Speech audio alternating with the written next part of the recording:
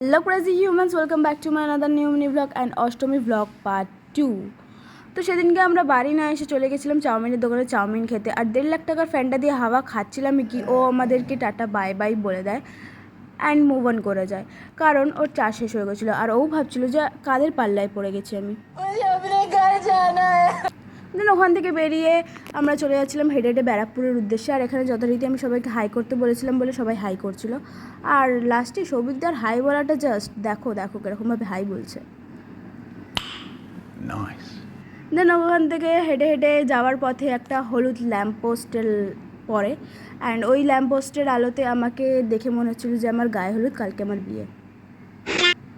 দেন finally ব্যারাকপুরে পৌঁছে আমরা এই প্যান্ডেলটায় চলে যাই, আর আমার মতে ব্যারাকপুরে এরকম প্যান্ডেল লাইফে প্রথমবার হলো, মানে আমার দেখা।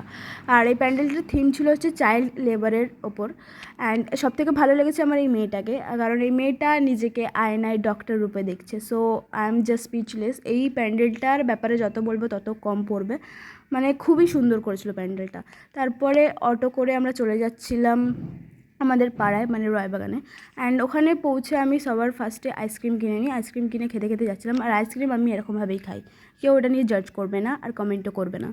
সো দেন আমরা চলে যাই আমাদের প্যান্ডেলের ভেতরে, আর প্যান্ডেলটা প্রথমে যখন হচ্ছিলো তখন আমি ভেবেছিলাম আমাদের প্যান্ডেলটা তো অতটা অ্যাট্রাকটিভ হবে না বা অতটা ভালো হবে না, বাট ভেতরে ঢোকার পর আমি বুঝতে পারি যে না, প্যান্ডেলটা সত্যি খুব ভালো হয়েছে। আর প্যান্ডেলের থিম গ্লোবাল ওয়ার্মিং ছিল, তো গ্লোবাল ওয়ার্মিং অনুযায়ী প্যান্ডেলটা জাস্ট পারফেক্ট করেছিল, একদম পারফেক্ট মানে পারফেক্ট।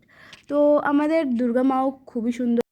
তো ওটা দেখা হয়ে যাবার পর আমরা কি বলবো, আমরা জাস্ট স্পিচলেস এটাও।